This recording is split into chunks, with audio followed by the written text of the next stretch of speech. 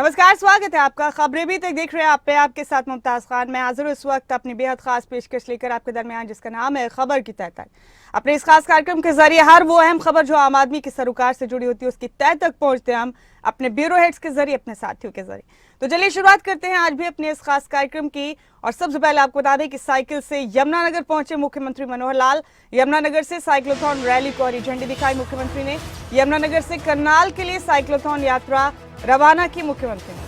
शिक्षा मंत्री कंवरपाल गुर्जर भी उनके साथ मौजूद रहे। मेयर मदन चौहान रैली स्थल पर मौजूद रहे। करनाल में साइक्लोथॉन यात्रा का समापन होगा। नशे के खिलाफ युवाओं को जागरूक करना होगा, इस मौके पर कहा मुख्यमंत्री ने। उन्होंने कहा कि नशे के खात्मे के लिए तोड़नी होगी नशे की सप्लाई चेन। और उन्होंने भी कहा कि बहुत से नशा तस्करों की प्रॉपर्टी को हमें नेस्तनाबूद किया है। नशे के खिलाफ मुख्यमंत्री मनोहर लाल ने संकल्प दिलाया।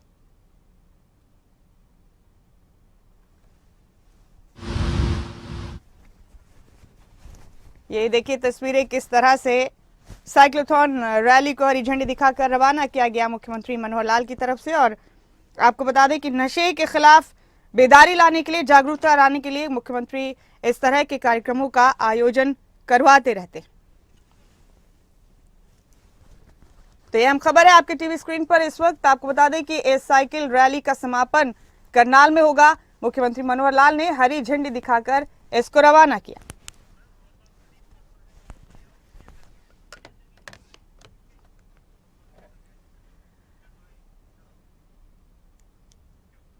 और हमेशा की तरह हमारे ब्यूरो हेड्स हमारे साथ हमारे इस खास कार्यक्रम में जुड़ चुके हैं। आइए उनका स्वागत करते हैं। प्रदीप ठाकुर शिमला से हमारे ब्यूरो हेड बने हुए हमारे साथ। प्रदीप, बहुत स्वागत है आपका। हमारे साथ राव शफात अली देहरादून से हमारे ब्यूरो हेड जुड़ चुके हैं। राव शफात, आपका भी बहुत स्वागत है। और जितेंद्र चौधरी हमारे हरियाणा स्टेट हेड हमारे साथ बने हुए हैं। जितेंद्र, आपका भी बहुत स्वागत है। जितेंद्र, पहली खबर हमने हरियाणा से रुख किया इसका। मुख्यमंत्री मनोहर लाल नशे के खिलाफ अक्सर इस तरह की जागरूकता लाने के लिए ऐसी सरगर्मियों में मसरूफ रहते हैं। आज एक बार फिर साइक्लोथॉन रैली को हरी झंडी दिखाकर उन्होंने रवाना किया, जिसका करनाल में समापन होगा। इस कार्यक्रम के बारे में तफसील से बताइए जितेंद्र।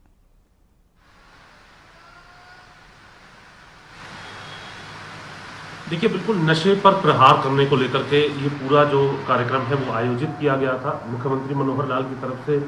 नशे को लेकर के जहां उस पर प्रहार करने को लेकर के लगातार कदम उठाए जा रहे हैं। नारकोटिक्स ब्यूरो इसको लेकर के बनाया गया है। जो लोग नशे को लेकर के उनकी कोई संलिप्तता मिलती है तो उनकी प्रॉपर्टी पर भी मुख्यमंत्री मनोहर लाल की तरफ से बुलडोजर चलाने का काम किया गया है, क्योंकि अवैध तरीके से जो पैसा अर्जित करके प्रॉपर्टी कमाई होती है उस पर प्रहार करके कहीं ना कहीं नशा तस्करों पर बड़ा उनकी कमर तोड़ने का काम जो है मुख्यमंत्री मनोहर लाल की तरफ से किया गया है। वहीं अगर हम बात करें तो दूसरी तरफ ऐसे लोग जो नशे की चपेट में आ चुके हैं तो वही कहीं ना कहीं एक बड़ा मैसेज देने की कोशिश साइक्लोथॉन इस रैली के माध्यम से की गई है, जिसमें तमाम जिलों के अंदर जो नेता हैं इस साइक्लोथॉन रैली के जरिए नशे को लेकर के जागरूक करते हुए और एक नशे के प्रति जो जिस तरीके का माहौल बनता चला जा रहा है उसको ध्यान में रखते हुए कहीं ना कहीं एक माहौल बनाने का प्रयास किया जा रहा है कि सामाजिक स्तर पर भी लोगों को नशे से दूर रहे। इस बात को लेकर के एक प्रचार प्रसार जो है वो किया जाए। एक और जहां सरकार के स्तर पर, पुलिस प्रशासन के स्तर पर सख्ती की जाए, तो वहीं दूसरी तरफ इस प्रकार के जो लोग इसकी चपेट में आ चुके हैं उन्हें जागरूक करने को लेकर के इस प्रकार के कार्यक्रमों का आयोजन जो है वो आवश्यक है। और ये पिछले कई दिनों से अगर हम बात करें तो साइक्लोथॉन यात्रा पूरे प्रदेश भर के अंदर अलग अलग जिलों के अंदर हमने देखी है, जहां पर जिलों के तमाम नेता हो, सांसद हो, विधायक हो, मंत्री हो, वो इसके अंदर हिस्सा लेते हुए नजर आए हैं। मुख्यमंत्री मनोहर लाल की तरफ से भी इस कार्यक्रम के अंदर कई बार शिरकत की गई है और लोगों के बीच में ये संदेश देने का प्रयास किया गया है कि नशे को लेकर के जो लगातार जो युवा चपेट में आ रहा है वो इससे दूर जो है वो रह सकता है और इस प्रकार की एक्टिविटीज़ में आकर के अपने जीवन को और भी ज़्यादा सरल और बेहतर बना सकता है। आज इस यात्रा का जो साइकिल रैली जिसको कहा जा सकता है, इसका समापन जो है करनाल के अंदर होना है। मुख्यमंत्री मनोहर लाल सुबह ही यमुनानगर पहुंचे और इस साइक्लोथॉन रैली के अंदर उनकी तरफ से भाग लिया गया और इसे रवाना किया गया है करनाल के लिए, जहां इसका समापन जो है होने जा रहा है।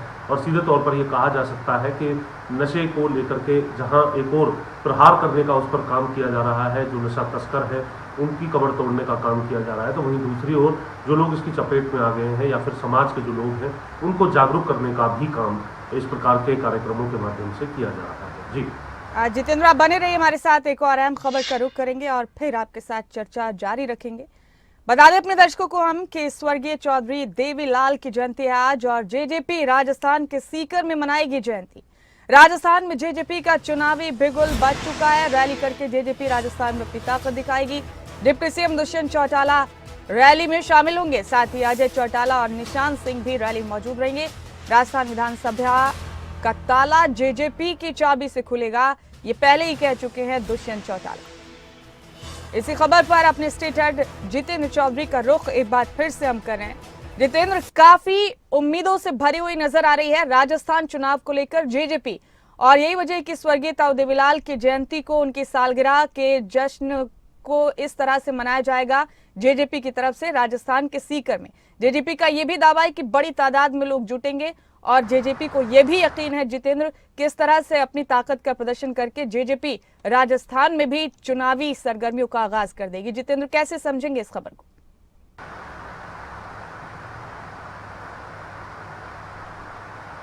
देखिए, बिल्कुल आज ताऊ देवीलाल की 110वीं जयंती है और जो कि देश के उप प्रधानमंत्री पद तक आसीन रहे हैं। सीधे तौर पर ये कहा जा सकता है कि उनको लेकर के, उनके अनुयायियों के तौर पर या उनके समर्थकों के तौर पर जो देश भर से जो लोग हैं वो कहीं ना कहीं उनका अनुसरण, उनकी नीतियों का अनुसरण आज भी करते हुए नजर आते हैं। वहीं जननायक जनता पार्टी जो कि 2019 में ही INLD से अलग होकर के बनी है और दुष्यंत चौटाला, अजय चौटाला की अगुवाई के अंदर प्रदेश के अंदर आज ये कह सकते हैं कि सत्ताधारी पार्टी के साथ पूरे तौर पर साझा है और गठबंधन में है। वो राजस्थान के अंदर भी अपनी दस्तक है देते हुए नजर आ रही है। दिसंबर माह के अंदर राजस्थान के अंदर चुनाव जो है वो संभव है और ऐसी स्थिति में जननायक जनता पार्टी खासतौर से उन सीटों पर जहां पर चौधरी देवीलाल को लेकर के या फिर जहां पर पूरे तौर पर प्रभाव रह सकता है, करीब 25 से 30 सीट ऐसी है राजस्थान के अंदर जहां पर जननायक जनता पार्टी की तरफ से अपने उम्मीदवारों को लेकर के या फिर अपनी दावेदारी को लेकर के तैयारी की जा रही है। वहां आज ताऊ देवीलाल की 110वीं जयंती पर सीकर में एक रैली का आयोजन किया गया है और इस किसान विजय रैली जो है इसको नाम दिया गया है, विजय सम्मान रैली नाम दिया गया है और इसके माध्यम से कहीं ना कहीं अपनी दस्तक जो है वो राजस्थान के अंदर अपनी ताकत दिखाने का काम जो है वो जननायक जनता पार्टी की तरफ से किया जाएगा। वहीं INLD की तरफ से भी कैथल में इसी प्रकार से जो रैली है सम्मान रैली के तौर पर आयोजित की गई है और उस रैली के अंदर भी अगर हम बात करें तो इंडी अलायंस गठबंधन के कई बड़े नेता जो है वो शामिल होते हुए नजर आएंगे। जी जितेंद्र, आपसे गुजारिश है आप थोड़ी देर और हमारे साथ बने रहें। एक और अहम खबर का रुख करें हम, ये हरियाणा से है। चौधरी देवीलाल की जयंती पर इनालो भी अपनी ताकत दिखाएगी। कैथल में ताऊ देवीलाल जयंती पर बड़ी रैली का आयोजन किया जा रहा है आज और कैथल रैली में विपक्ष के भी कई बड़े नेता शामिल होंगे। इनालो सुप्रीमो ओम प्रकाश चौटाला मौजूद रहेंगे। इस दौरान इनालो नेता अभय चौटाला भी रैली में शामिल होंगे और कैथल में इस रैली का आयोजन किया जा रहा है इनालो की तरफ से।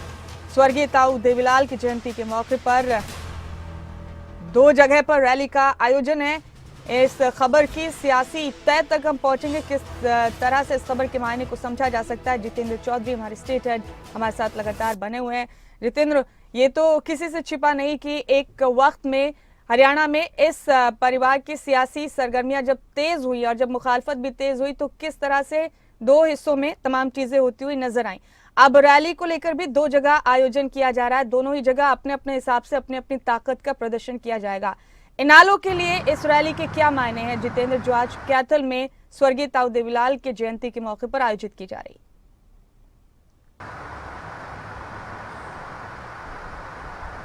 देखिए, इंडियन नेशनल लोकदल के लिए मुमताज ये रैली काफ़ी महत्वपूर्ण है क्योंकि आने वाले समय के अंदर जो है वो मिशन 2024 की जो तैयारियां हैं वो लगातार चल रही है। हालांकि ये पूरा आयोजन जो है ताऊ देवीलाल की 110वीं जयंती पर ही रखा गया है। सम्मान दिवस जो है इसको नाम दिया गया है रैली को और इनेलो सुप्रीमो ओम प्रकाश चौटाला और अभय चौटाला की तरफ से इस रैली की अगुवाई जो है वो की जानी है। लेकिन इंडी अलायंस के जो नेता हैं दरअसल इसमें समझने वाली या फिर अहम बात खबरें अभी तक के दर्शकों के लिए यह है कि जो इंडी अलायंस के अंदर जो तमाम जो नेता हैं वो नेता चौधरी देवीलाल के साथ भी पुराने वक्त के अंदर काम कर चुके हैं। उनका एक अच्छा अनुभव और एक पारिवारिक नाता जो है वो कहीं ना कहीं ये कह सकते हैं चौधरी देवीलाल के परिवार के साथ रहा है। और चौधरी ओम प्रकाश चौटाला क्योंकि राजनीति के अंदर एक बड़े धुरंधर के तौर पर जाने जाते हैं और उनके जो संबंध है वो आज भी उन नेताओं से लगातार बने हुए हैं। कहीं ना कहीं पारिवारिक तौर पर इन संबंधों को निभाते हुए इंडिया अलायंस के वो तमाम नेता भी यहाँ पर पहुंचेंगे। और ये संयोग की बात है कि वो तमाम नेता आज इंडिया अलायंस में है और पहले चौधरी देवीलाल के साथ जो है वो काम कर चुके हैं। लेकिन इस प्रकार से नेता अगर एक मंच पर आए, एक रैली को संबोधित करें और उसके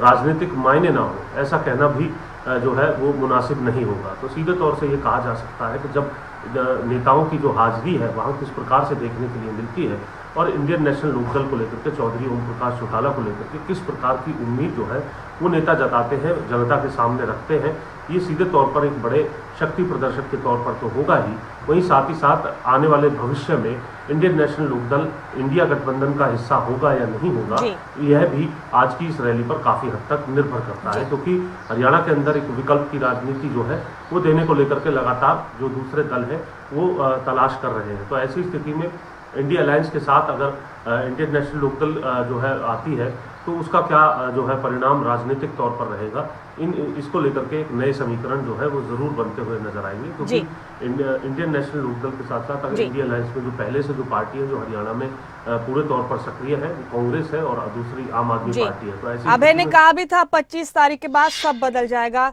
देखते हैं क्या क्या तब्दीलियां आती हैं, क्या बदलाव आते हैं। जितेंद्र आज की इस रैली के बाद बेहद शुक्रिया जितेंद्र इस खबर की तह तक जाने के लिए आपका। इस बीच हम रुख करेंगे उत्तराखंड का। उत्तराखंड सरकार का एक डेलीगेशन आज ब्रिटेन जाएगा।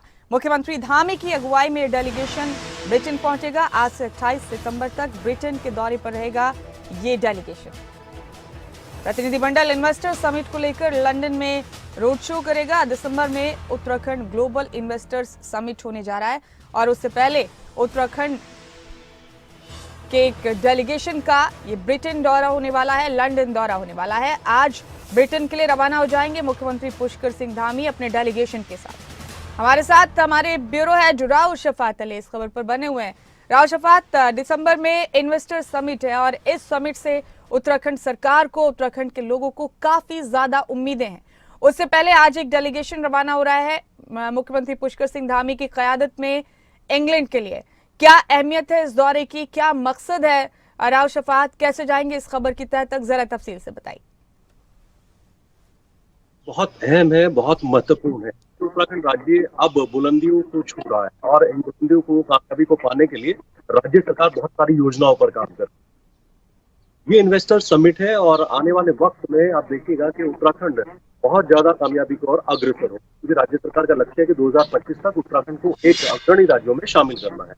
तो उसी के लिए इन्वेस्टर्स समिट का आयोजन है दिसंबर माह में, और दिसंबर माह में ये बड़ा आयोजन होना है, ये छोटा आयोजन नहीं है। इसमें 2.5 लाख करोड़ रुपए के निवेश का एक प्रस्ताव इसमें रखा गया है कि किस तरह लक्ष्य को पाया जाए। और खास बात तो ये है, महत्वपूर्ण तो ये है कि इन्वेस्टर समिट से पहले ही करीब 40,000 करोड़ से ज्यादा के MOU राज्य सरकार के साथ साइन हो चुके हैं।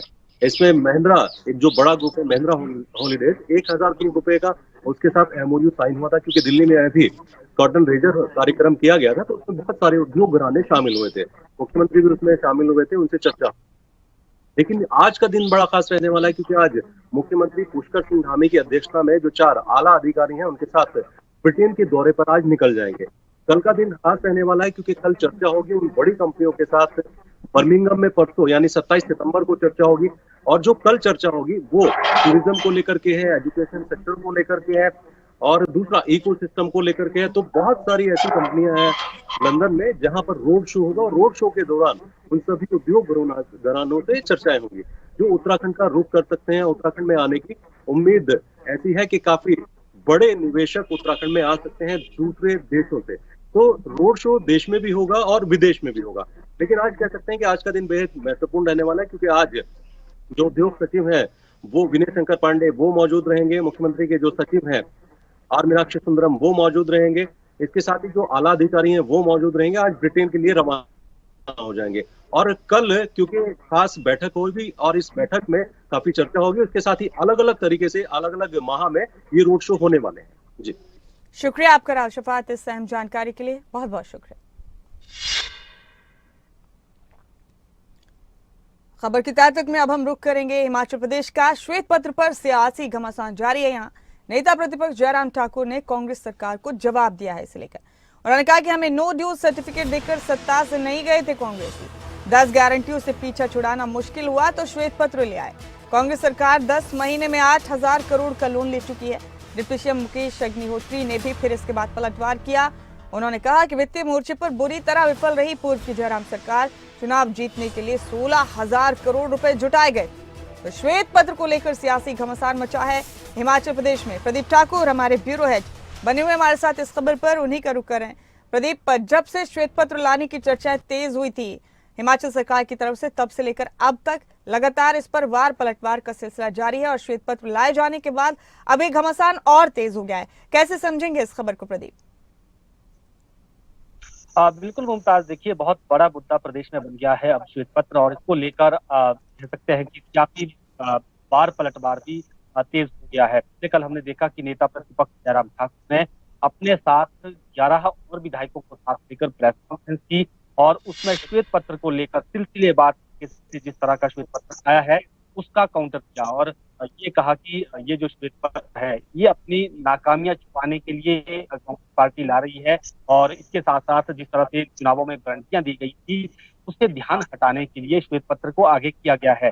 लेकिन वास्तविकता ये है कि जब हमें 2017 में सरकार मिली थी तो उस वक्त भी जो कांग्रेस गवर्नमेंट थी तब उस वक्त की उसने कोई नो ड्यू सर्टिफिकेट नहीं दिया था कि हमारा कोई भी वित्तीय देनदारी जो है प्रदेश पर नहीं है, कुछ भी हम छोड़कर नहीं जा रहे हैं।